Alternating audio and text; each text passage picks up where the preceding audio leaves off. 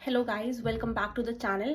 और आज की क्लास में मैं आपका एक चैप्टर कंप्लीट करवाने वाली हूँ जो कि बहुत इंपॉर्टेंट चैप्टर है, journey to the end of earth. इससे ना कई बार लॉन्ग क्वेश्चन और एक्सट्रैक्ट बेस्ड क्वेश्चन जो है वो एग्जाम में पूछ लिए जाते हैं और हमें कुछ भी समझ में नहीं आ रहा होता है इस चैप्टर में। तो बिल्कुल ईजी वे में एकदम शॉर्ट समरी में यहाँ पे आपको बताऊंगी और सारी इंपॉर्टेंट चीज़ें कवर करूंगी। ऐसा कुछ भी नहीं होगा कि जो इन्फॉर्मेशन है वो मिस कर दी जाए, ठीक है, या फिर जो भी आपसे क्वेश्चन में पूछने वाला है वो चीज़ मैं यहाँ पे स्किप कर दूँ। नहीं, सब कुछ यहाँ पे कवर किया जाएगा अच्छी तरीके से, तो इसीलिए आपको टेंशन लेने की बिल्कुल भी जरूरत नहीं है। फटाफट से इस चैप्टर को स्टार्ट करते हैं। इसके नोट्स भी मैं आपको डिस्क्रिप्शन में प्रोवाइड कर दूंगी, ठीक है। फटाफट स्टार्ट करते हैं। भाई, इसको लिखा किसने है? इसको लिखा है तिशानी दोशी ने। तिशानी दोशी एक इंडियन पोइट है, जर्नलिस्ट है, डांसर है और चेन्नई में ज्यादातर मतलब बेसिकली चेन्नई से ही बिलोंग करती हैं। 2006 में इन्होंने एक फॉरवर्ड प्राइज यहाँ पे अपनी पोइट्री डेब्यू के लिए जीता था। बुक थी इनकी countries of the body. Her poetry, इनकी जो पोइट्री है, a god at the door has been shortlisted for 2021 forward prize. इसके लिए भी इनको यहाँ पे आगे बुलाया गया, ठीक है, प्राइज इन्होंने जीता। तो ये एक पोइट है, इतना पता चल गया, एक जर्नलिस्ट है, ठीक है, इतना हमें जानना बहुत बस इतना इंपॉर्टेंट है। और ये इनका नेम याद रखना जरूरी है, ठीक है। क्या नाम है इनका? तिशानी दोशी। तिशानी दोशी याद रखना बहुत इंपॉर्टेंट है। अब आगे बढ़ते हैं इनके चैप्टर पे। Journey to the end of earth, ये जो चैप्टर है इसका टाइटल क्या है? Journey to the end of earth. Because इसीलिए ये टाइटल रखा गया है क्योंकि ये truly journey to the end of earth है। बिकॉज ये सच में आपको अर्थ के एकदम लास्ट तक लेके जाती है और दिखाती है आपको कि अर्थ में सच्चाई क्या है, चल क्या रहा है, ठीक है। तो has more than one meaning, इसकी एक से ज्यादा मीनिंग है। डिस्क्राइब्स एन एजुकेशनल जर्नी, ये एजुकेशनल जर्नी के बारे में बताती है हमें, अंटार्कटिका तक जो होने वाली है। Undertaken by groups of high school students, कुछ हाई स्कूल स्टूडेंट्स है उनको लेकर जाया जा रहा है ताकि वो और अच्छी तरीके से ग्लोबल वार्मिंग का जो इम्पैक्ट पड़ रहा है वर्ल्ड पे और फ्यूचर में उसके बारे में समझ सकें, अर्थ पे क्या इंपैक्ट पड़ रहा है इसका, उसको अच्छे से समझ सकें। कितने स्टूडेंट्स को लेकर जाया जा रहा है यहाँ पे? वेरी इंपॉर्टेंट, कितने स्टूडेंट्स जा रहे हैं? 52 स्टूडेंट्स को यहाँ पे लेके जाया जा रहा है। और ये लोग कहाँ जा रहे हैं? ये 3 कीवर्ड्स याद रखने हैं, coldest, windiest and driest place of the continent in the world. और इसको हम किस नाम से जानते हैं? अंटार्कटिका के नाम से। ये लोग रशियन रिसर्च वेसल में जा रहे हैं जिसका नाम है एकेडमिक शुक्लस्की। ये वर्ड याद रखना, इसका नेम याद रखना बहुत इंपॉर्टेंट है। ऑथर यहाँ पे इस जर्नी को end of the earth journey इसलिए भी बोलती है बिकॉज ये शुरू भी कहां से करती हैं? 1309 डिग्री से, मद्रास से शुरू करती हैं जहां पे रहती हैं, ठीक है, नॉर्थ ऑफ द इक्वेटर, यहां से स्टार्ट करती हैं। अब इन्वॉल्व क्रॉसिंग 9 टाइम जोन्स। कितने टाइम जोन्स इन्होंने क्रॉस करे? 9 टाइम जोन्स क्रॉस करे, 6 चेक पॉइंट्स क्रॉस करे, वेरी इंपॉर्टेंट, और 3 ओशियंस क्रॉस करे, 3 इकोस्फेयर्स क्रॉस करे। तो ये सारी चीजें याद रखनी जरूरी है। इन्होंने कितना आवर्स यहाँ पे ट्रैवल किया? 100 आवर्स कॉम्बिनेशन में ट्रैवल किया वहां पहुंचने के लिए। किस किस से गई है? कार से, एरोप्लेन से एंड बाय शिप, ठीक है। तो ये तीनों इनके मीन्स ऑफ व्हीकल याद रखना। The journey begins to the extreme south of the earth, एकदम एक्सट्रीम साउथ से शुरू होती है इनकी journey, is really towards the end of it, और एकदम एंड में कहीं ना कहीं लोग जा रहे हैं। इसका अनदर मीनिंग क्या है? ये एक वार्निंग भी हमें प्रोवाइड कर रही है। अंटार्कटिका में जो वार्निंग हमें दिख रही है, शॉकिंग इम्पैक्ट देखने को मिल रहा है ग्लोबल वार्मिंग को लेकर, उसको दिखाती है ये हमें, और ये उसको लेके बहुत कंसर्न है ह्यूमैनिटी को लेके, और जितने भी अदर मिलियन ऑफ स्पीशीज यहाँ पे एग्जिस्ट करती है उनको लेकर भी। ये जो चेंजेस की यहाँ पे बात हो रही है, changes taking place in Antarctica are pointing a warning finger at the existence of the earth. ये क्या कर रहे हैं? ये एक तरीके की वार्निंग प्रोवाइड कर रहे हैं कि आने वाले टाइम पीरियड में चीजें बहुत खराब भी हो सकती हैं। तो इसीलिए हमें क्या करना है? अभी ही एक्शन लेना पड़ेगा।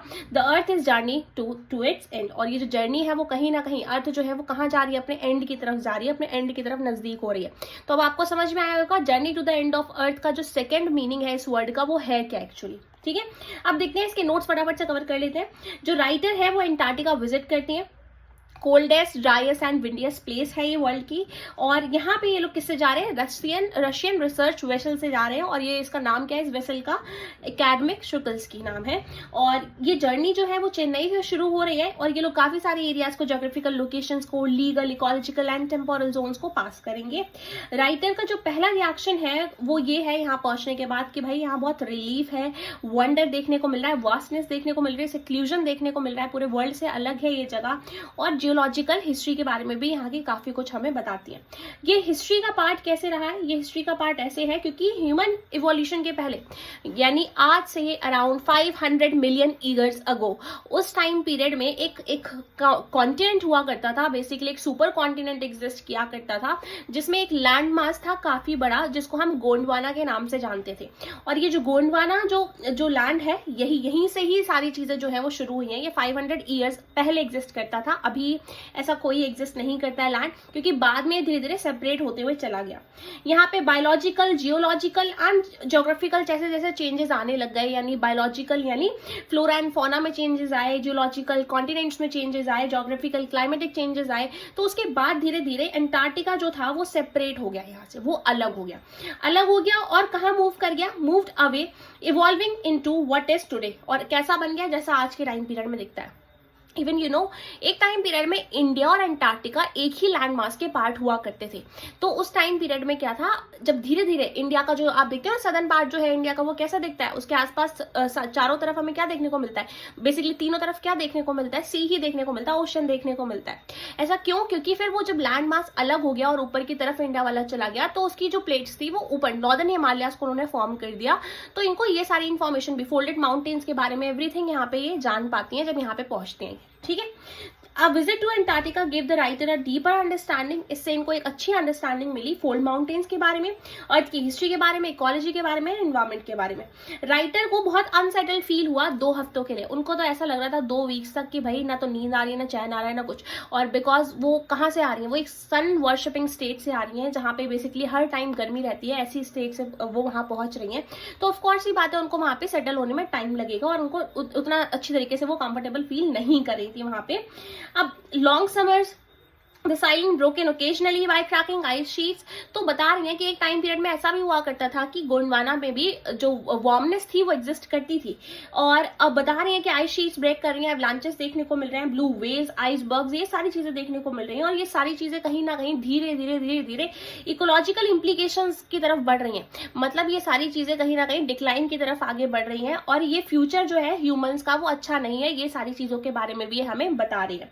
ह्यूमन इम्पैक्ट क्या है इसका, ह्यूमन इम्पैक्ट है humans are known to have existed for a mere 12,000 years ago. मतलब हम लोगों का टाइम पीरियड जो है वो ज्यादा पुराना नहीं रहा है, हम लोग लास्ट 12,000 सालों से ही एग्जिस्ट कर रहे हैं, उससे पहले एग्जिस्ट नहीं किया करते थे।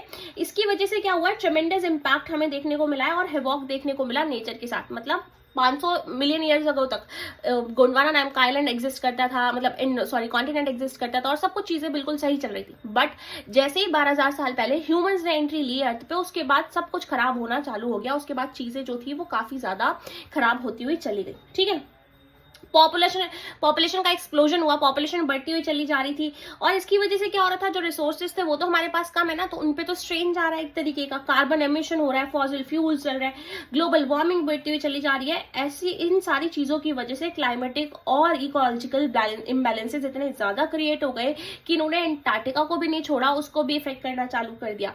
ऑल दो अंटार्कटिका अनपॉपुलेटेड है, वहां पे कोई पॉपुलेशन नहीं एग्जिस्ट करती है, कोई रहता नहीं है वहां पे, जस्ट साइंटिफिक रिसर्च के पर्पज से लोग वहां पे जा सकते हैं। उसके बाद भी यहाँ पे भी इसको इम्पैक्ट पहुंचाना है यहाँ पे शुरू कर दिया। And therefore are concerns for its 500,000 year old carbon records भी यहाँ पे इसकी आइस शीट्स के नीचे कार्बन रिकॉर्ड्स भी ट्रैप्ड है, मतलब कहीं ना कहीं इसको भी इफेक्ट पहुंच रहा है। अब ये कौन से प्रोग्राम के जरिए यहाँ पहुंची है, स्टूडेंट्स ऑन आइस प्रोग्राम के जरिए यहाँ पहुंची है, और ये एक इनिशिएटिव है, कैनेडियन एडवेंचरर है, एजुकेटर है जॉफ ग्रीन, इनके द्वारा चलाया गया। पहले ये ना सेलिब्रिटीज को लेकर जाया करते थे अंटार्कटिका, बट ही थॉट की सेलिब्रिटीज को लेकर आने के बाद यहाँ पे ज्यादा कुछ चेंजेस ये क्या ही लेकर आएंगे, मतलब यहाँ पे तो ज्यादा चेंजेस नहीं लेकर आ सकते अंटार्कटिका में। सो ये थॉट कि किसको लेकर आना चाहिए, यंग माइंड्स को लेकर आना चाहिए जो सच में चेंज लेकर आ सके अंटार्कटिका में। ठीक है, ताकि उनके बीच में अवेयरनेस क्रिएट करी जा सके। द फ्यूचर पॉलिसी मेकर्स जो है आज के टाइम पीरियड के, उनको लेकर आना चाहिए। ये स्टार्क प्रूफ है ग्लोबल वार्मिंग का, एनवायरमेंटल थ्रेट्स का, कि ये सारी चीजें जब बच्चे खुद से अपनी आंखों से देखेंगे, विटनेस करेंगे, तो उनको समझ में आएगा कि किस तरीके से एक अंडरस्टैंडिंग मिलेगी, किस तरीके से इकोसिस्टम और बायोडाइवर्सिटी हमारे प्लैनेट की काम करती है, कैसे चीजें जो है वो खराब होती हुई चली जा रही है। एक अमेजिंग डिस्प्ले हमें फूड चेन का यहाँ देखने को मिलता है सदर्न ओशियन में, जो कि हमें हेल्प भी करता है अंडरस्टैंड करने में कि किस तरीके से फर्दर डिप्लीशन हो रहा है ओजोन लेयर का। अच्छा, बहुत छोटे छोटे जो माइक्रोब्स जो है वो एग्जिस्ट करते हैं ओशियन में, जो कि फूड चेन को पूरा का पूरा मेंटेन करके रखते हैं। तो अगर यही जो है वो हर्ट होना चालू हो जाएंगे, खत्म होना चालू हो जाएंगे, तो पूरी फूड चेन खराब हो जाएगी, सब कुछ बेकार हो जाएगा। और इससे होगा क्या, इसका जो रिएक्शन है वो हमें देखने को मिलेगा कि कार्बन साइकिल जो है वो पूरी, ग्लोबल कार्बन साइकिल जो है वो पूरी नष्ट हो जाएगी, अफेक्ट हो जाएगी इससे बुरी तरीके से। सिंपल ट्रुथ ये है कि हमें इन छोटी चीजों का ध्यान रखना होगा। मतलब चीजें चेंजेस कहाँ से आएंगे, स्मॉल चीजों को ध्यान रखकर, स्मॉल थिंग्स को ध्यान में रख के बड़े चेंजेस जो है वो अपने आप आ जाएंगे, ठीक है। अब देखते हैं अब राइटर का experience walk on the ocean, ocean पे इनको कैसा यहाँ पे फील होता है। यहाँ पे राइटर को अपॉर्चुनिटी मिलती है वापस जाने से पहले कि वो यहाँ पे 65.55 डिग्री साउथ में क्या कर पाए, वॉक कर पाए ओशियन पे। तो ओशियन का ऊपर वाला टॉप वाला लेयर तो पूरा का पूरा फ्रीज, बट ये उसमें वॉक करती है। 180 मीटर्स ऑफ ओशन वाटर था ये, और एक रिच कैलिडोस्कोप ऑफ लाइफ यहाँ एग्जिस्ट कर रहा था। मतलब इस लेयर के नीचे ना बहुत सारी मछली और बहुत सारे अलग अलग जो मरीन लाइफ है वो एग्जिस्ट कर रही थी। रीचिंग होम, जब ये घर पहुंचती है तो इनको रियलाइज होता है कि क्या एंटार्क्टिका कभी वापस से वैसे ही वार्म हो पाएगा या नहीं हो पाएगा। तो इनको ये सारी चीजें समझ में आती हैं। How much difference a million years can make, इनको लगता है कि कितना ये जो डिफरेंसेस हैं वो कितना लेकर आ सकते हैं, मिलियन ईयर्स में कितनी सारी चीजें चेंज हो सकती है ना। बट हालांकि डिफरेंस तो हर दिन ही क्रिएट होता है ना, बिलियन ईयर्स जो है वो एक एक दिन को तो मिला के बनते हैं, तो इसीलिए चेंज भी हर दिन लाना जरूरी है। मतलब बोलना किसी को इजी है कि भाई आपको जूट बैग्स यूज करने चाहिए, सब कुछ ऐसा करना चाहिए, एंड इवन अब जब आप वही चीज अपने ऊपर अप्लाई करने की कोशिश करोगे तो आप खुद पाओगे कि आप खुद नहीं कर रहे हो वो सारी चीजें, you are just advising to everyone else, ठीक है। तो खुद पे भी वो चीज लागू करनी बहुत इंपॉर्टेंट है, तभी शायद हमारा ये जो नेचर है, मदर अर्थ है, वो बच पाएगी। क्या था इस पूरे चैप्टर का जेस्ट कि तिशानी दोषी ने यहाँ पे बताया हमें, students on the ice program के जरिए ये लोग वहां पहुंचे हैं और ये अपने एक्सपीरियंस के बारे में बताती हैं, हमें इंप्रेशन के बारे में बताती हैं। यहाँ पे राइटर की जो टोन है वो कैसी है वो हमें यहाँ पे अवेयर करना चाहते हैं, ठीक है। तो ये चीज मेंशन कर देना। एम क्या था कि बच्चों को यहाँ पे लेकर आया जाए ताकि ये यंगस्टर्स जो है वो अपने अंदर एक समझ डेवलप कर पाए एनवायरमेंट को लेकर। एंटार्क्टिका सबसे बढ़िया जगह है जहाँ पे सिखाया जा सकता है इंसान को, यहाँ जो चीजें खराब होती हुई चली जा रही हैं उन सब के बारे में यहाँ पे बताया जा सकता है। और एंटार्क्टिका जो है वो बहुत सारे ऐसे सीक्रेट्स होल्ड करती है जो कि आज के टाइम पीरियड में अर्थ में हमें देखने को मिलते हैं। It give us an insight as to how the present land forms came into existence, है ना, कि गोंडवाना के बाद कैसे कैसे चीजें जो है वो एग्जिस्टेंस में आई। Complete absence of human beings has preserve the carbon records impact, कि अगर ह्यूमंस नहीं थे तब तक चीजें कितनी सही थी एंटार्क्टिका में, सब कुछ एकदम प्रॉपर तरीके से चल रहा था। बट जैसे ही ह्यूमंस आना चालू करते हैं वैसी चीजें जो है वो कैसे कितना ज्यादा खराब होने लग जाती हैं। तो कौन है रिस्पॉन्सिबल इस सब का, ह्यूमंस, ठीक है। I hope you like this video, I hope you like this summary. अगर आपको इसके अलावा अगर किसी और चैप्टर की भी समरी चाहिए, हालांकि ज़्यादा टाइम पीरियड बचा नहीं है आपके पास, सिर्फ कल का टाइम है, अगर फिर भी आपको चाहिए समरी किसी और चैप्टर की बहुत शॉर्ट में तो बता देना, मैं आज और कल में जैसे मुझे टाइम मिलेगा मैं फटाफट से उसको अपलोड कर दूंगी, या फिर कोई ऐसा टॉपिक जो आपको समझ नहीं आ रहा है तो, ठीक है। Thank you so much for watching this video. इसके नोट्स आपको डिस्क्रिप्शन में मिल जाएंगे। Bye bye.